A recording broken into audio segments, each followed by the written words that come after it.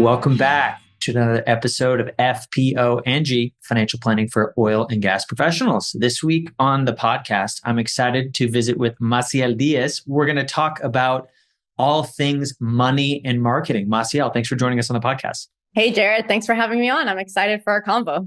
Awesome. Well, for those of you who don't know, and hopefully most of you do know, Massiel's kind of like an oil and gas influencer. And you've been doing the marketing thing for a while, and you spent 10 years as a field engineer with an oil field services company. You're the co-host of Flipping the Barrel, which is a really awesome podcast, a few hundred episodes in. It's kind of like diverse storytelling about, a bunch of different people throughout the energy sector that are making meaningful contributions. You also host the Energy IYKYK for the boomers out there. That's if you know, you know. And that's an energy podcast targeting Gen Z specifically, which I definitely want to talk to you about. But Massiel, there's a lot of content out there on you and the profession and your thoughts on it. And I know you've talked about financial planning a little bit and your kind of finances. But this conversation, I'd love to talk about your story specifically as it relates to money, entrepreneurship, and oil and gas marketing. Perfect. Yeah, I think like most people, it's not something you like to talk about. I mean, you do like to talk about, I like to talk about money, but that's not everybody's vibe. And people are usually shy to talk about money, finances, what they're doing. And so I love these kind of podcasts myself. I listen to a ton of financial ones. And so I think it's cool to do this one very focused on money because it's always been a huge driver for me, which is why I got into the oil and gas industry to begin with. Yeah. And we're definitely going to talk about that. And it's interesting because there's two kind of sides of money, right? There's like the numbers, like figuring out the calculate, and then like all the emotions, the feelings, the goals, the hopes, the dreams. And like a lot of our client base and people we interact with, like oils and gas professionals skew engineer. So like they have the actual numbers side, like pretty buttoned up. And like, of course, there's things we do to add value, but the thing that's less explored is the more emotional, softer side of money. So I'm excited to talk about that. And I've listened to, some of your other podcasts where you've talked about it. And I want to start in a very seemingly random place because I think it's like a really like indicative of you and how you think about things. Tell us more about why, as an early professional, on salary, making good money, you decided to couch surf for nearly 2 years. Yes. Okay. So I think just to start on why I joined the industry and kind of how that got me to couch surfing was when I was graduating university, before I was picking my degree, I looked at engineers and I checked which one was the highest making, engineering degree. And for me in Montreal in Canada, where I grew up, it was chemical engineering. And it said you could make, $90,000 to $100,000 when you started. And that was just insane to me. I'm like, I can make six figures. Like, wow, I'm definitely going to go chase this degree. And obviously petroleum is always the highest, but in my school in McGill, they didn't have petroleum. So chemical just took over as the first spot. And so that's the reason I joined. And ever since I was young, I always wanted money. I always saved every dollar that I had. It was just, I tell people it was ingrained in me from a young age that money can buy you freedom. It can buy you the good things in life, etc. Even though I think growing up, there was a lot of negativity tied to the word money. It's like, oh, rich people aren't happy. Rich people are depressed. Look at Hollywood. It was always like this, like if you have money, like, oh, life sucks for you, and I was always like, no, their life looks awesome. Like, how can I have a little bit of that? I see the other side of we're all struggling. We're always stressed about paying rent. We were immigrants to Canada, so the bar was quite low on like anything we could afford. And so I always looked at money as like a tool for me to have a better life. And that's all I wanted. And so that drove me to pick chemical engineering. And then when I was applying to different jobs, I heard about the oil and gas industry. I did an internship with them, with the service company that you mentioned. And I remember I went out that summer before I actually started working in the industry. It was just an internship. And I was asking all the guys out on location, how much money do you make? And, I was just asking people how much money do you guys make? See if it's worth me coming here. And they were all telling me they made over six figures at 20 something years old and no university degree. They were like, yeah, I dropped out of high school. I'm an operator. I work out here in the field. And I was like, you mean I didn't have to go to school to make six figures? That just makes no sense to me. And I realized how much prosperity there was in oil and gas, at least in Canada. And so I decided to go work there. And so I graduated, moved to Alberta. So I'm from Montreal, it's across the country. And I was like, how do I not spend any money? Because I'm going to be making a ton of money. How do I keep every dollar that I can? And so I decided to try couch surfing. And so I had just come back from a 3-month trip with two of my friends from college before we started school. And we did couch surfing all over South America, in India, in Thailand, in Africa. And I already knew couch surfing online, where you just stayed at people's houses while you're visiting countries and you don't pay for a hotel. And we had a great experience with it. We met so many people. And so automatically I was like, what if I just couch surf for like 2 years with a family or something, you know? And so I went on couch surfing in Edmonton, which is where I got relocated. And I found this family of an older couple who their kids had left for college. And I couch surfed for like a week. But really my intention was like, how do I make this family like me enough so that they could just adopt me? And so I pretty much at the end of the week, I was like, hey, like I'm going to work here in the oil field. And my pitch to them was, I'm going to be out in the field most of the month. So I only come home every 2 weeks for like a few days and then back and forth. Sometimes I'm gone for a month. So I didn't really want to pay rent where I'm not going to be there. Like, why would I pay $1,500 a month when I'm out working most of the time? And so they agreed. They liked me enough that week where I was like, I could help around the house and, you know, and I was willing to pay rent also. I got really lucky that the gentleman was like, we'll make you pay one bill. And I was like, okay. And it was the gas bill. And it was like $88, like at the highest month. And that was my rent for 2 years while I was making over 6 figures. And the other thing too is I kept my car. I had a little Toyota Yaris that I had paid $5,000 years before in Montreal. The company shipped my car over to Alberta and I kept my car. So most professionals' expenses is they go and get a super cool condo wherever they work and they go out and buy the latest car because they just got a big paycheck. And I went the complete opposite way. I was like, how can I just have zero expenses while I built up my money? I love it. Yeah, I love a couple of things you touched on. One, just talking about how like a lot of people think money is bad. Like money is an amplifier. I think it makes miserable people more miserable, and I think it makes people with like really intent and purpose more intentional, right? So like, so I agree, but I do think kind of like you said, like there's a baseline of like money's not going to make you happy, but like if you don't have your basic needs met, or it creates like financial insecurity, like it's huge. That sucks too. Yeah, that sucks too. So I love that. And so I think one of the things that's abundantly clear from your answer is you have the frugal muscle is strong, right? You're very thrifty. And so I would love to kind of talk about that a little bit, right? And you've referred to this idea as like a scarcity mentality. And I would love for you, and I'm guessing it probably has to do with your upbringing is most of the, scarcity or abundance mentality. I would love for you to just share with our audience, what does that really mean to you? And where would you say that came from? Yeah. So I'll go over a little bit of the evolution of the scarcity mindset that I had my whole life and that I still like have deep down, but how I've evolved to be more like abundant and not be so cheap. Because at the end of the day, as you start making money and you realize like the game of making money, you realize that like saving $1 or your coffee, which was like, oh, I won't go to Starbucks. Like that's actually not going to move the needle. So just drink the Starbucks, just spend the $5. It's not going to make any change in your financial portfolio in the long run. But I do think for me, when I was starting off, I do believe my cheapness helped me get to a certain amount of money that could then make me money. So I don't want to tell people like, don't focus on the $5 coffee, but if you're broke, like, yeah, start there. Like it will make a difference at the end of the year. But I think once you have money, that doesn't make any sense. So I don't know if like it makes sense, but on the frugality side for me was, of course, upbringing with no money, seeing my mom struggle, paying rent, multiple jobs, like things were always tight. And so for me, it was like, I never want that for myself in the future. And I never want that for my family. So I don't want my daughter to go through that. And even though, looking back at my childhood, I'm so thankful for it because I had a wonderful childhood. So I don't think money means great childhood, because if anything, sometimes I feel like you are closer to your parents. Like I had a wonderful childhood. I played on the street. Like it was fun.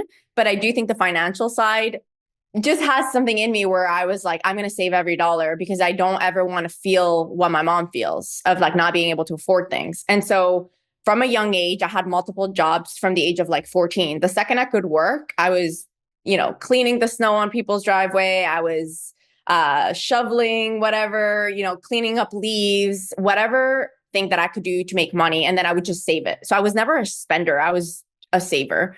And so while going to college, I worked at Starbucks for the whole time I was in college for about 3.5 years. And I worked on the weekends and I was able to pay my college with Starbucks money.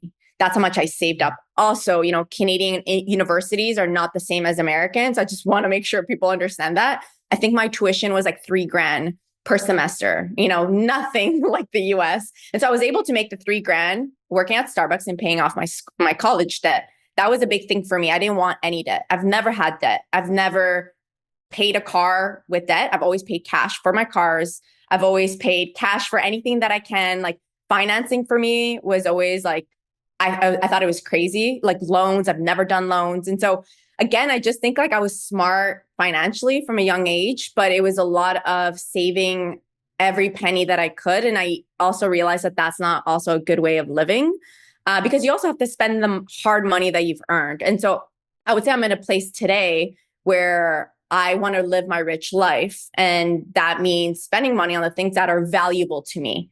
Not on everything, but on the things that I'm like, you know what, that would make me so happy and that's going to free up my time, then I'll spend money there.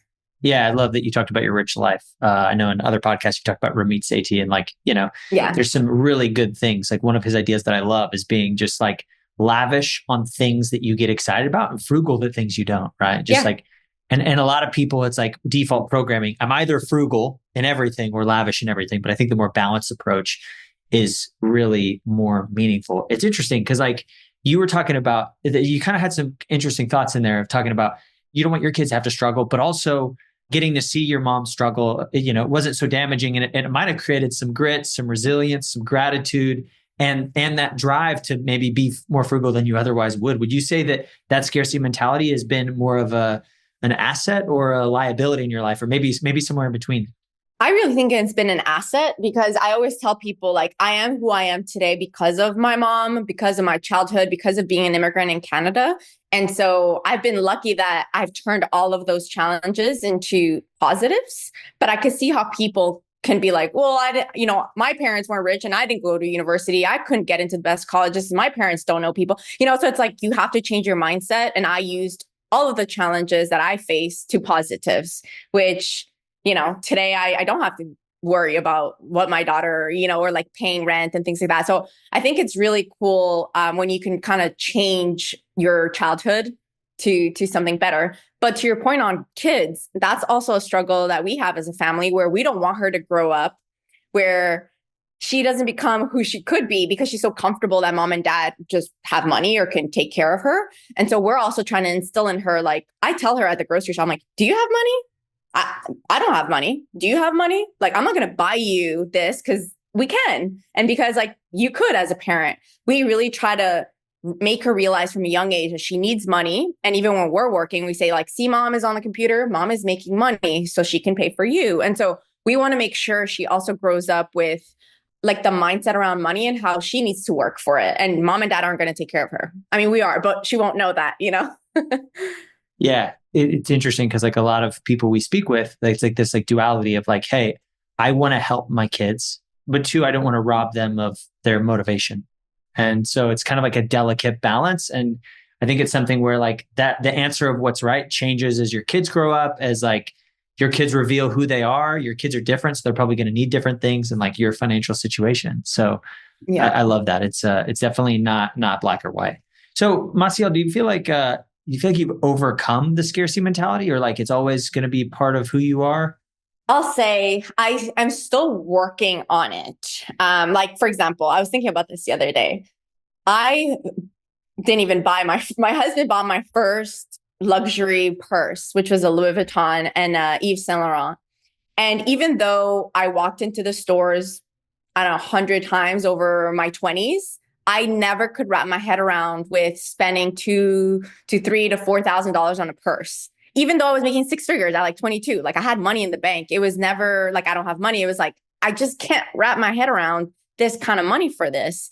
And even though, he would offer to buy it for me over the years, I would say no. I was like, no, no. So it's weird because my scarcity mindset isn't just on me, but it's people giving me gifts. Like if he would get me something expensive, I would make him return it to the store. And I'd be like, oh, like I can't accept it. So again, it's like a weird mind fuck on like money for me. But over the years, I've worked on myself on like letting that go. And it's like, you do deserve it. Like you could have a purse, like it's fine. And so he bought me my first purse, which I agreed to, like I got the purse. And then that kind of unlocked a little bit of like, yeah, I think I could get myself some nice things and I do deserve it. And so like, I went and bought myself another purse, but it doesn't come lightly. Like I won't just go shopping. It's like, it has to be very meaningful to me. It really needs to make sense. And it's weird because the 2-3K wouldn't change my life if it left my account, but I still deep down treat it like it does because I guess it's just trauma, like from a kid. I don't think I could just change it. I think why I've been able to grow a lot over the last few years was because of my husband. He's like, we're complete opposites. So I'm like the saver, the very disciplined on money and like scarcity mindset of like keeping every dollar. He's very disciplined on money and he's really good with money, but he's a big abundance mindset guy. So things like, I'll give you an example. Hey, we should hire cleaners to come to our house. Oh, well, I can clean. Like, I'm not going to spend $150. Da, da, da, da, da. And now it turns out that they come twice a week. Like he worked me from like, dude, for $150, we can have our whole house cleaned. Like, think about that. You don't have to do it. I don't have to do it. $150. Like, yeah, I guess it makes sense.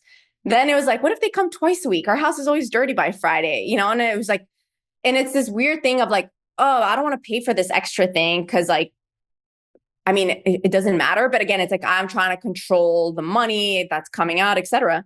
And then, but as months and years go by, I realized like I'm paying. I heard this really good quote where it was like, you are trying to make X amount of money. Like you should have a goal of how much money you want to make. And when you divide that per hour, if that's less than something that you're doing today that you don't want to do, you should pay somebody else to do it. And so if it's $25 for somebody per hour to clean your house, you're not worth $25 an hour. You could be making more money by having more time to work on your projects, on your business, et cetera. And so I really changed my mindset on paying people to take care of things that I don't want to do. So it gives me more time to make more money. And so like cleaning the pool, we have somebody that cleans the pool. We have somebody that cuts the grass. We have somebody that anything that we don't want to do, we outsource. And that would have taken me so long for me to wrap my head around because I would be cheap and I would want to try to do it. I'm like, I can cut the grass. Let me clean the pool myself. Like things that we all default to so we don't spend money because we're trying to be cheap. But I think what he's taught me is don't focus on saving money, focus on just making more money.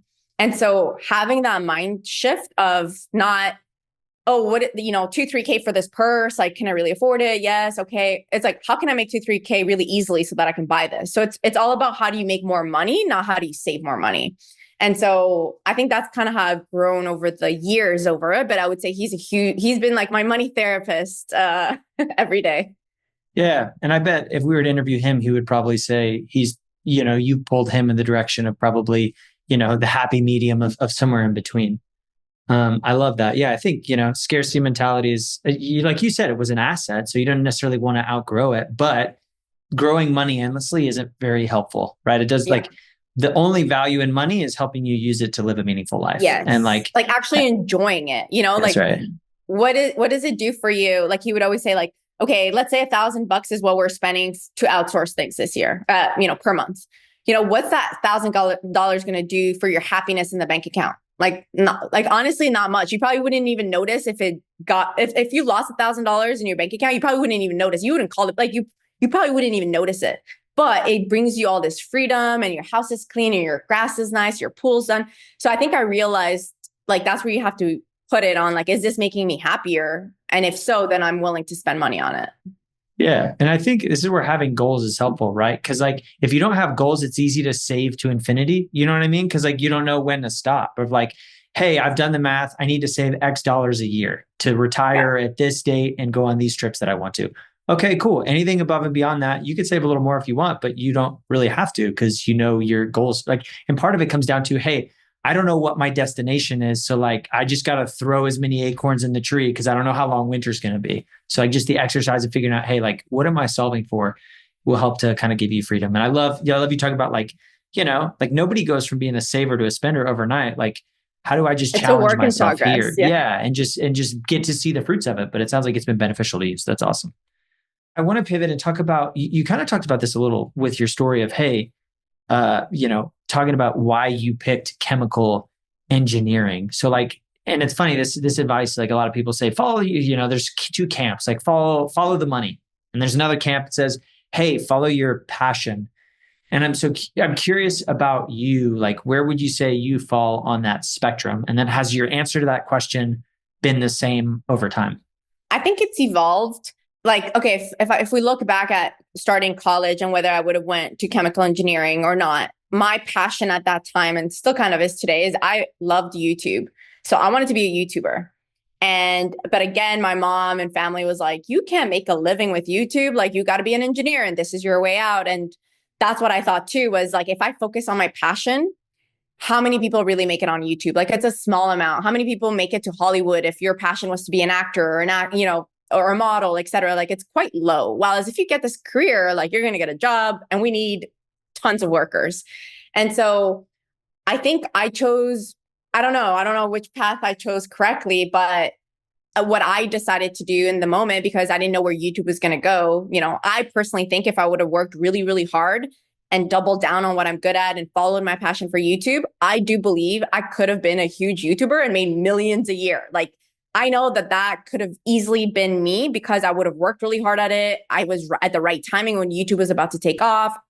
I still do content today. So I feel like I could have gone that route. I didn't, but I continued this route, with also gave me the freedom to, make money at a young age and build a really great career where I can do things that I loved, which I am doing, but then also start my side hustle with Flipping the Barrel, and then my own personal brand on, social media and YouTube. And so it was weirdly like I never left that passion, and I brought it in with me into my career. But I don't know, it's hard to give people advice, because I really think if you have a passion and you are going to be super disciplined and work towards it, I do think you can make it. I, let people talk me out of it, and I took this career, but I'm still really happy that I made this choice, and I'm still doing what I love today, and I'm still doing YouTube, and I'm still doing social media. And so I kind of like blended them together, but who knows what could have happened.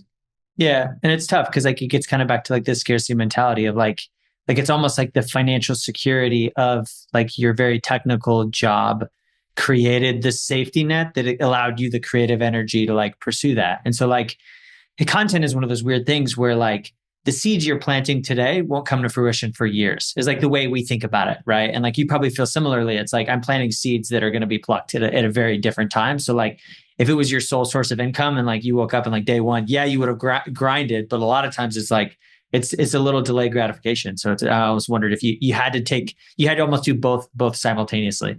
So would you say your answer has like changed? And like, I'm curious, like one of the things you talked about like with oil and gas was like, it was more of an economic opportunity than conviction about like the industry and the profession. So like, it almost sounds like you followed for money, but like have you stuck around for money, or is there like some love? Is there some passion for what you do? My guess is yes, because of, all the businesses you built. But when did that switch kind of happen of, hey, this is just a good economic opportunity to, hey, actually oil and gas is meaningful. I want to build a marketing career here. I want to move the profession forward and bring Gen Z along.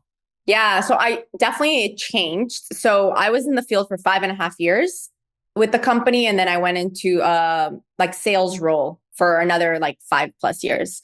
And so I would say being a field engineer is really, really tough. Like, you're out on a rig, you don't shower, you don't eat nice hot meals all the time, you live out of a suitcase. Like, it's a shitty life and job. So trust me, nobody is doing that because they love it. Everybody out there that is working 24/7 in the middle of the night in freezing cold weather and heat, they're doing it because it pays well. And there's a reason they pay you well. It's because nobody would do it unless they paid you well.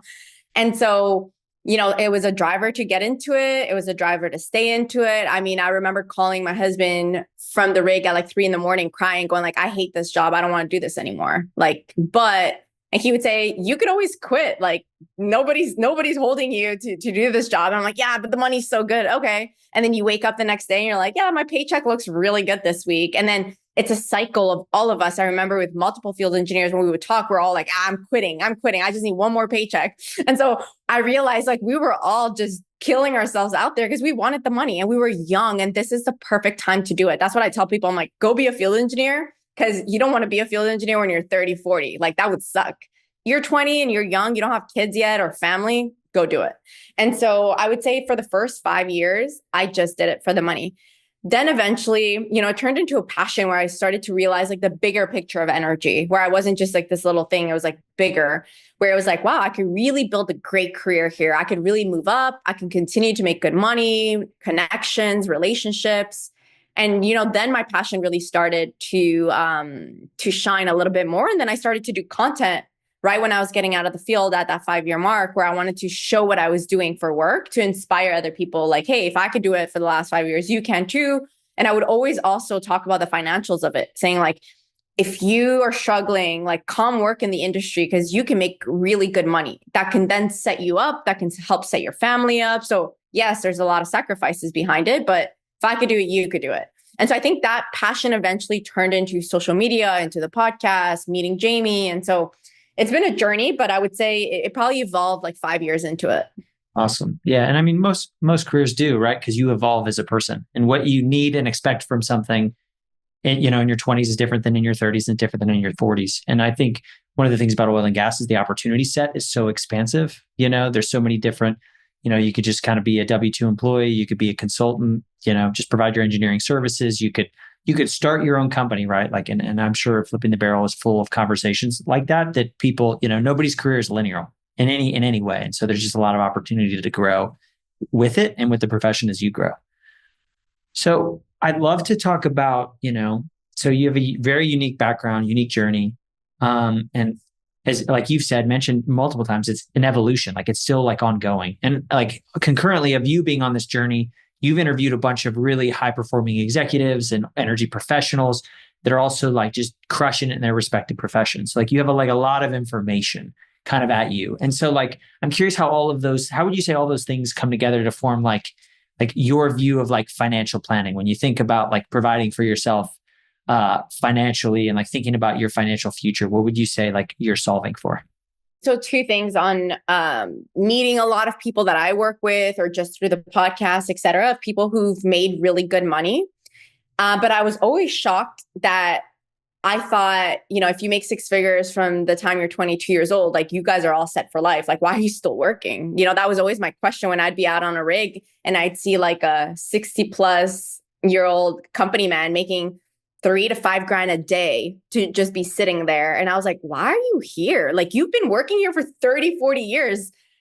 I would be like in Bahamas. I'd be in Hawaii. Like, why are you guys choosing this shitty life after all these years? And they would all tell me like they're broke. And I'd be like, what? Like it was just so shocking to me because I was like, I'm already saving a ton of money. Like, how are you 30 years ahead of me and you guys are broke? Like it made no sense to me. And even with people that I would work with, where I'm like, you guys have been here for 20 years. Like you're set. Like, why are you working here? But it felt like they had to work. It was this like, I'm not happy, but I'm stuck here. And that was always like troubling for me.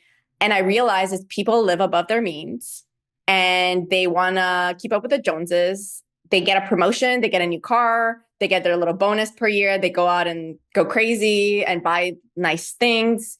They become a manager or VP, whatever. They go and get like the nicer house. And so I realize it's like it's a thing that a lot of people just get sucked into without planning properly. And then layoffs come and then they're screwed. Or they lived a really great life. And yeah, they were living, let's say, quote unquote, the rich life. But now I feel like they're in prison for the remainder of their life to keep up with that lifestyle. I don't know. And so I think just speaking with people in general, because I've always asked people about money, like how much money are you making? Why are you still here? Like, can't you retire? Especially when they would show that they were unhappy. And I'm like, you don't have freedom to choose, like you can't take a year off. Like that was always so troubling to me. And so I would say just speaking with all these people and et cetera, that's when I realized the importance of like having a plan and living below your means is like my number one advice to everybody. Just because you start making good money or you get a raise or a promotion, be mindful in case, you have some winters. Yeah. Or when you have some winters, because I feel like they inevitably come for everybody. But yeah, I think like I love the idea of like living below your means. It's like really like that simple. But like I think like, as if you're a high performer, your compensation will go up. So as it goes up, enjoy it. That doesn't necessarily mean like, if you live off of XK, you don't have to live off of that indefinitely. Like part of what's fun and like it's enjoyable to like reward you as you reach Yeah. milestones, get compensation upgrades. But ideally your lifestyle isn't inflating at a rate that's faster or equal to the rate of your compensation increases. Yeah. So awesome. Well, I want to talk about, entrepreneurship. So you go from kind of a scarcity mentality, working in the oil field, like really demanding to like taking, but like a lot of income certainty, right? Assuming there's jobs. And I know you got laid off, so feel free to talk about that. But just in terms of, hey, now you're kind of doing something completely different. You're doing, oil and gas marketing and kind of you host a couple podcasts that support the profession. So, like, when did since you have a scarcity mindset, when did you know you were ready for that? Was it like a financial number? Was it just a feeling? Was it, the podcast had enough momentum? How did you get yourself comfortable with that transition? So I think because entrepreneurship was not something that I knew of, obviously, like I always worked just a W-2 regular job. And when we started flipping the barrel, obviously there was no money being made for the first like 3 years. And so it was like really a side hustle slash hobby. Like there was no money being made.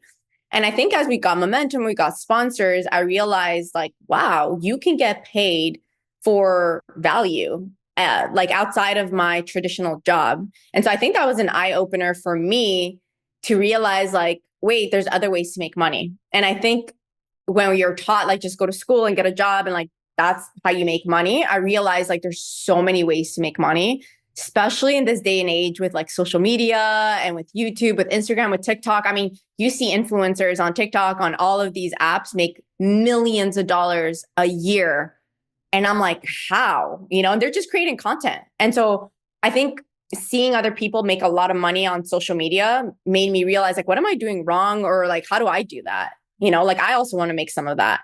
And so I think over the years where we've been able to make money from just providing value and doing something we love, it really taught me that you can make money if you just go out and make it. Like money's there. People are spending money left and right all day long. Go make a product that you think people will buy from you. Go get a service that you think people will buy from you. Making money is actually not that hard. And I think that's what I realized. Like it's actually quite easy. You just have to go out and get it. I love that. That's a very abundance mentality. Yeah. So the opportunity set, there's infinite number of problems in the world that you can Go solve. solve some. People are willing to pay you. Yeah. Yeah. Yeah. So I'm curious, like, as you've gone on like this entrepreneurial journey, like, what have you learned other than like, hey, the money is out there for the making?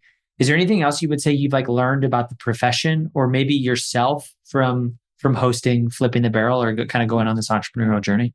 Yeah, I would say what I learned from other people who were W-2 earners and then went out on their own and started their own company or started consulting, et cetera, is that your potential at making money is uncapped in the sense that if you're a W-2 earner, like you know what your salary is, you know what your bonus structure is, and usually you can kind of calculate with some percentages if you have a good year or a bad year, how much you're going to make. And that's it. Like this is it. That's how much money you can go above and beyond every day. You can work 1,000-hour weeks. That's not going to increase your salary, right? But if you put that much effort into your own business, into your consulting gig, into creating content or whatever, you see the direct impact of every dollar from your efforts.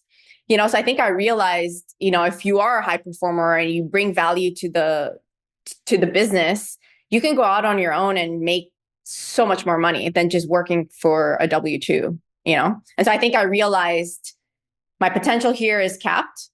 My potential here is unlimited. And so you have to make the transition. But, there's risks in either one. The one thing I like to debunk is people always saying like, yeah, but a career like that's safe. I have a steady paycheck and a job. No, it's not. It's literally freaking risky, especially in the oil and gas industry. The amount of people that I see get packaged out and get laid off and they had no clue it was coming, that's fucking risky to me. So risky. Versus like I'm my own boss and I can control how much I work and how much I go out and get clients. And yeah, there's risks in any business that you start, but the staying in a corporate job is no risk. I'm always like, you could get laid off today. You're just a number. And I think people forget that. Yeah. And you have one person you report to, right? Like if you think about the income of flipping the barrel, there's probably multiple people supporting it. So if somebody took a step back, you wouldn't go from 100 to zero. And with Yeah. W-2 employment, it's kind of an all or nothing situation. Yes. So yeah, I do think there's a little bit of a fallacy of like, no, entrepreneurship is less risky. Yeah, to start, but once you build, a healthy income stream, it's actually probably a more diverse revenue base. You have a lot more control over your faith.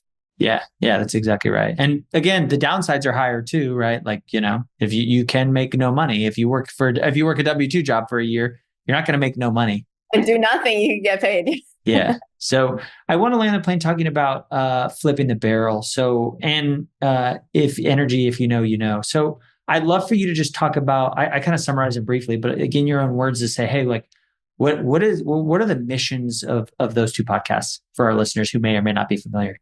Yeah, so Flipping the Barrel was started in 2019 with Jamie and myself.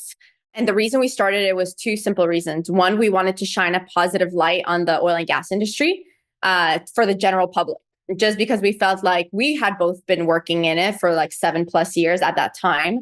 And it was so negative. I mean, the media hates us. Our family members are questioning why we want to work with big, bad oil companies, and like we pollute the planet and we're so bad for the world. And we wanted to just change that mindset because we're like, we power the world. Like you literally need oil and gas. You should respect us a little bit more. Like we're out here working hard to provide energy to power the hospitals, your cars flying for you to get your Amazon package, like the clothes that you're wearing. There's so much components on the oil and gas industry that we really felt like no one was marketing how good our industry was. It was just like we were letting the media and the rest of the world talk for us. And so we wanted to do that through the podcast and with all of the initiatives that we were doing. And then the second piece for the podcast, which is why we interview C-suite executives and like pretty high up folks, is because we wanted kind of like corporate advice, because we were both going through our careers. We're both very ambitious women. We're like, we want to be CEO one day. What does it take to get there? Can you truly have it all? Can you have kids? Like both of us didn't have kids at the time. And so we were always questioning, like, how did these people do it? And we never have access to them because they're so high up. They never talk to the little people like us. And then we realized in 2019, through podcasting, maybe we can get them to talk to us. And so we wanted advice because like both of our parents were not in corporate America to say. And so we didn't know, like, how do I negotiate a raise? How do I do my yearly review? How do I get a promotion? Like all the typical things that maybe kids get at the dinner table with executive parents. We didn't have that. And so we wanted to just ask advice for our own careers, but then also share it with the rest of the world through a free podcast. And then on the energy, if you know, it's a sister podcast of Flipping the Barrel, and it has its own hosts. And we wanted to focus it on the Gen Zs because we felt like there was a big energy gap. Not energy, but talent pipeline gap in energy, where a lot of young people just don't want to come to the industry. It's not exciting for them. They are still kind of being fed that like, oh, this industry sucks, et cetera. And so we wanted to, again, kind of help the industry to target the Gen Zs, to show them like, look at other Gen Zs that are having a great career. Like you should come join us. Look at all the cool stuff that we're doing. And, if you really care about the energy transition or the planet, like this is where the change is happening. Here's where we're developing technologies for the energy transition, et cetera. And so again, it was a marketing tool to promote people to come into the industry from a younger age. I love that. Yeah, it's like energy is not too dissimilar from the financial advice profession. Like there's definitely a talent pipeline. And in our world, like a lot of people join and like they're forced to sell. And like it's probably not a good way to start, like fresh out of school. And like, it's like, so a lot of people get disillusioned by the profession and leave. But yeah, we need to keep for both of our professions, we need to keep the next generation and show them, hey, like this is really meaningful work that done correctly can have a really positive impact on the world. So how do we get more people in? Well, Massiel, you're a wealth of knowledge, and I'm just rooting for you. And I love the impact you're having. I love how, in the world you are just kind of sharing yourself and your story. And I appreciate how candid you've been with our audience today. Where's the best place for people to find you if they want to learn more about you and what you're doing? Cool. Thank you. So LinkedIn, it's Massiel Diez, Mace Fit Life. So MAISEFITLIFE. on Instagram, and that's the same for YouTube. But really, if you just Google my name, I think all of it will show up. And then for Flipping the Barrel, it's flippingthebarrel.com, Flipping the Barrel on LinkedIn, and Flipping the Barrel on Instagram. I could tell you're a marketer by the number of places people can follow along. So that's awesome. And that's a great place to wrap up. Thank you again. We love hearing from people in the profession and getting to share notes. So this is where we'll wrap it up. If you have any ideas for podcasts or future episodes or future guests, really, as Massiel knows, we're just throwing stuff at the wall, seeing what sticks. So we love to hear from our audience. Podcast at brownleewealthmanagement.com. Thanks. We'll see you next time. Thanks, Jared.